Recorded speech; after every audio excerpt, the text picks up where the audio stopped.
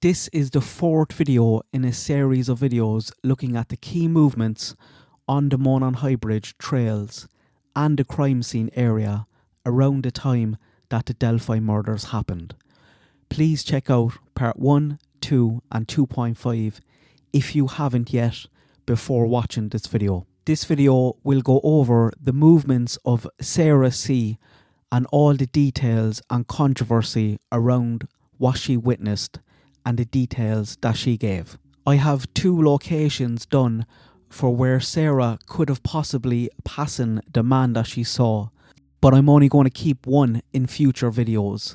I have gone back and forth on which one I think I should use, option A or option B, so please by the end of this video let me know which one you think is more realistic, and I will use that version in future videos on this series until we get it confirmed.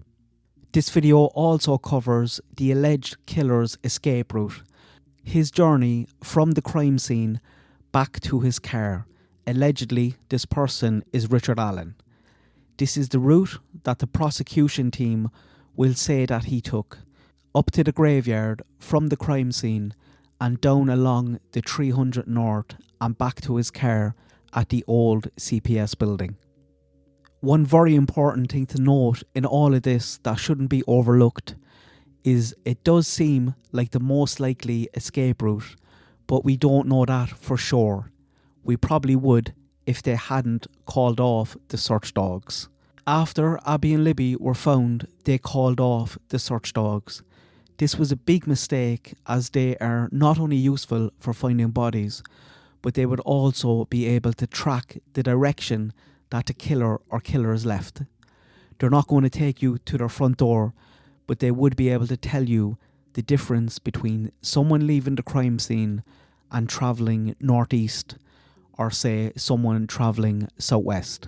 And that information is key, because there are other ways out of that crime scene without getting spotted. It was a big mistake to call the dogs off, and unfortunately it was a sign of things to come with regards to mistakes in this case. The escape route and this case seems to contradict itself in a lot of places. One example being a killer who brings a gun, a knife and a rope along for a walk suggests to me that maybe this is planned and premeditated. However, someone who leaves themselves with this type of a walk back to their car suggests that it's not very well planned if it was. If it was planned, it would make a lot more sense to park at the graveyard. There's plenty of room down there and it's out of sight a bit. You wouldn't have to be walking up the road and risk getting spotted. I think it is important for people to be aware that despite what the prosecution might say about the escape route at any upcoming trial, they themselves have never been sure of it. This isn't my words or my thoughts, this is what they told us. I'm going to play some audio from an interview done with Tobe Lesenby down at the crime scene location. Great move, I think, to interview him down there, as I believe you are getting a very different person and answers than you would get if he was interviewed in, say, his office back at the station. This was done by my friend Barbara MacDonald back when she was working in an environment that ensured she had smart colleagues around her, and back when she was very good at her job. She asks Tobe about regrets, and he talks about calling off the dogs. He goes a little too far than he probably would have liked, and Barbs, to be fair, jumps on this and drags information out of him. And you will notice here how he cuts her off when she goes to ask a question about the escape route. He doesn't want to go there, but then Barbara just follows her up with a very direct question about it and puts him on the spot, and pay very close attention to what he says. Here's the clip. Have regrets about anything that you've done or not done in this case up to this point? I think we all do. Personally, for me, yes. There were some avenues we looked at and decided, and one of those was actually bringing in a canine bloodhound unit and we actually, honestly, we had them on their way. They were coming from Missouri. And once the girls were located, then we contacted those representatives and told them, okay, respectfully, we don't need you any longer because we've located them. I mean, all in all, from a positive angle, I feel like we've had practically every known, whether it's local, state, or federal law enforcement agency, come alongside of us and say, hey, what can we do to help? Resource-wise, I guess my point is, resource-wise, we have the resources, and still do have the resources available to us to come on board. The one thing that still, and I'm not real sure if they could have done anything else, even though we located the girls, but the one thing we could have potentially maybe had the canines continue, and there could have been other things they could have played a role in, but like maybe tracking where he went. Right, yeah. Other than that, I'm human, and I make mistakes, and I'll continue to make them. I don't know what else there could be brought up. Do you know for certain which way this killer left? I guess the way I'll respond to that is there is speculation, but nothing factual developed at this point. Speculation, but nothing factual. That's how law enforcement saw it. They're not going to have that same energy about it when Richard Allen's trial happens. Come May, they'll be trying to say that this is factual and not speculation. But I'd like to ask you, what has actually changed since this interview? What new information has presented itself to say that this is now factual? I don't see anything. I don't see how finding Richard Allen's tip saying he was there changes the facts around the escape route. Tobe Lesenby didn't know about Richard Allen at the time he made these comments, but he did know about Sarah C. and the location of where she allegedly saw the man. So did he have doubts around this sighting? Based off what he said, it seems like that way to me, perhaps, because it's a far cry from what Liggett said in the PCA. He said the guy Betsy B saw on the bridge and the guy Sarah C saw are the same person, and that person is Richard Allen.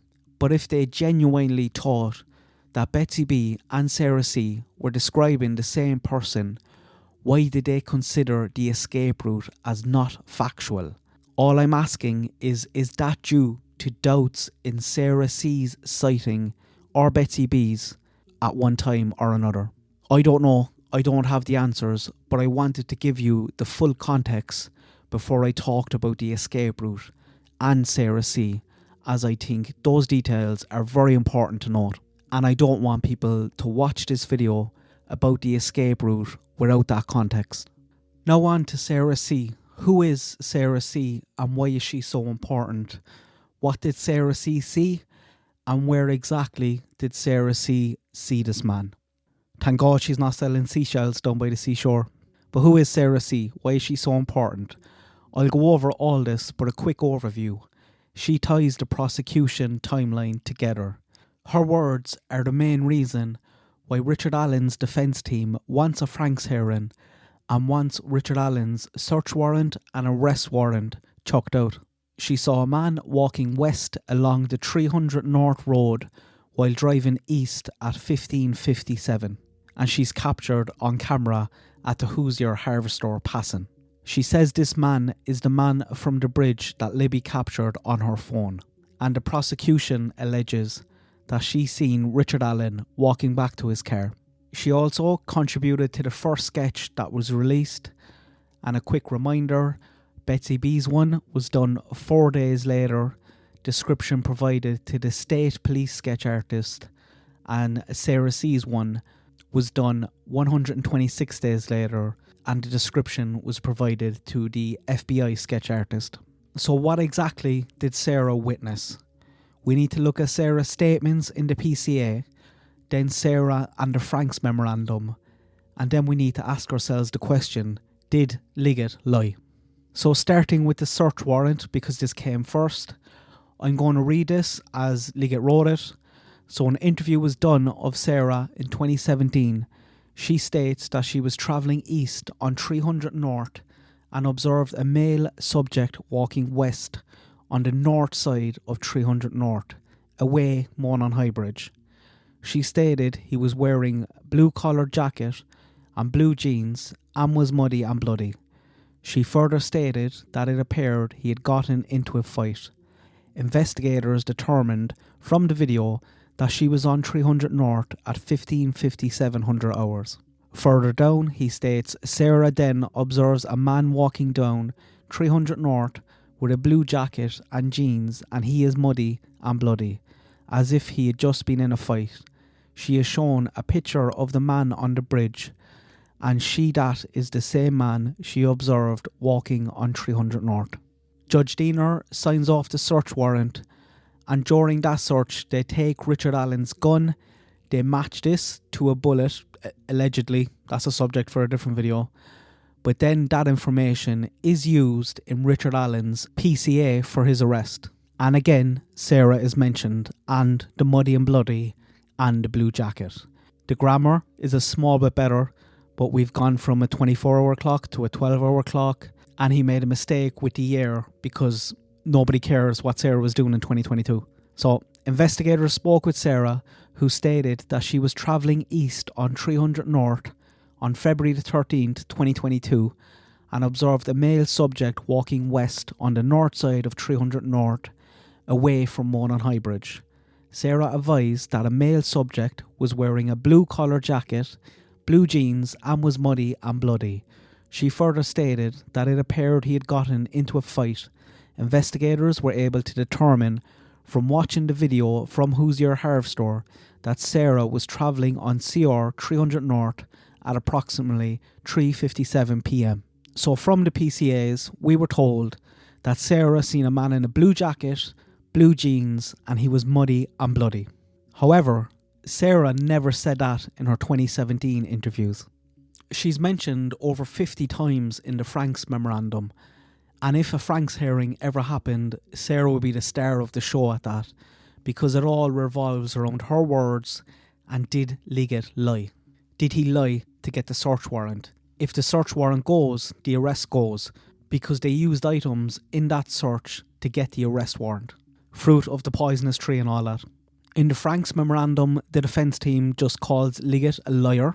They say he flat out lied when he claimed Sarah told him in 2017 that a man walking down the road was covered in blood and wearing a blue jacket. Sarah did not say those things. She said she saw a man with a tan coat whose clothes were muddy. Nowhere did she claim that he was bloody in 2017, and nowhere did she claim there was a blue jacket in 2017. The defence goes on to talk about why Liggett would lie here, because he wanted to match Betsy, because he wanted to make both men seem like they were the same man, and that man was Richard Allen. And muddy and bloody is still being referenced to this day from people who think that Richard Allen is guilty. They will say, you'll see it in comments all over YouTube, a witness saw Richard Allen leaving the crime scene and he was muddy and bloody. But that's not what she said. She did not say bloody, and she did not say he was wearing a blue jacket. So did Liggett lie? Looking at the search warrant again, he does say an interview was done in 2017. But then, just playing devil's advocate, when he talks about muddy and when he talks about the blue collar jacket, he says she stated. He doesn't say she stated in her 2017 interview. Could it be that Liggett is just playing with words here? That this was said in 2018, 2019, 2022 perhaps? It's very sneaky and very misleading if that is the case. And if Sarah did say this in 2018 or later, I don't put much value in those words, because I believe that's probably on the back of a leading question. A question like, hey Sarah, do you think there's any chance that that mud could have actually been blood and you were mistaken? Sarah answers, maybe. Now all of a sudden that mud has turned into blood. What matters most is what Sarah said in 2017 when it was closest to the crime, and Sarah did not mention blue jacket and she did not mention blood. According to the defence, who have all the discovery, and they wouldn't put this in the Franks if it wasn't true. I don't know if it's sloppy from Liggett. I think it's a bit more than that. And I also feel like, at very least, this deserves a Franks hearing, because you should not be getting away with lying like this in PCAs. Like, what's going to stop them from doing it again in the future if situations like this don't even result in a Frank's herring? So Blue Jacket is gone, Muddy and Bloody is gone. It was a tan coloured coat, a light coloured coat, blue jeans that were muddy. And the last question for this video, where did Sarah see this man? In the last video, I showed you a little preview and I had Sarah passing BG between the cemetery and Mare's Lot. And that's where I still think there's probably a good chance that it happened, because that's 50% of the escape route back. Once you get to Mare's Lot and once you get to the Hoosier Harvestore, you start running into problems because Derrick is at Mare's Lot, he's parked there, he's looking around, and the Hoosier Harvestore has a camera that is capturing cars travelling east and west. And if you were walking on the north side of the road, you will be captured on that camera. So at very least, they were either walking hard up on the south side of the road, and maybe that's not captured by the camera. I don't know. I haven't seen any screen grabs of that camera, but it's going to be very interesting to see how much of the road that is capturing. If it captures all the road, then BG must have gone into the woods to avoid it. The other location I think it could have happening is between Hoosier Harvestore and the old CPS building. Something that makes me move towards this from originally being on B is that when I was researching this video and just going through every mention of Sarah in the Frank's memorandum, I came across the line from the defence about the man walking some distance westbound. They said once the man acting alone was able to make his way onto 300 North to walk down the road in broad daylight open to the public rather than in the woods undercover, this man then walked some distance westbound on 300 North before allegedly being spotted by Sarah at 3:57 p.m. I don't know what walked some distance means, but it seems to be further than 50%. So that suggests to me that maybe it didn't happen close to the graveyard and maybe it happened closer to the car and closer to the CPS building. So I'm going to show you what both of those look like, starting with B, and then I'll show you A.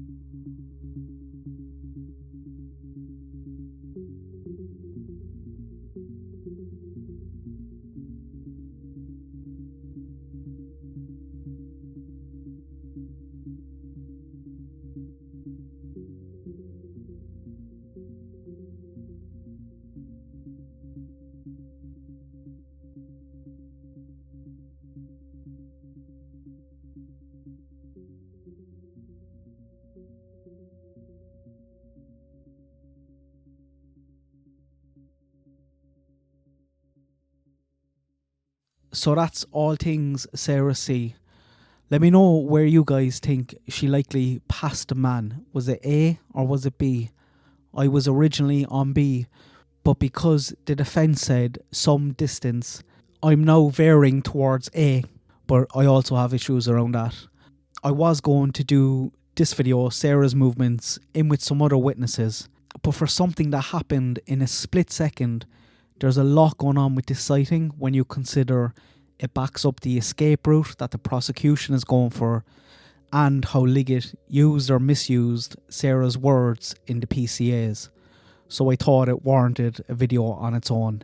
Let me know what you think. Please give this video a thumbs up and share it with someone that you might think might find it interesting if you found it helpful. This series will continue and I'll be adding in more witnesses in the next video. So thanks for watching this far into the video. If you are still watching, you're probably one of my OGs. So please check out my new podcast. It's on Apple and Spotify and all the podcast apps. There's an episode coming out in a few days where I'm talking about Delphi and my obsession with the case basically. So check it out if that's your thing. Let me know what you think. Good luck. God bless. I hope everyone has a nice day.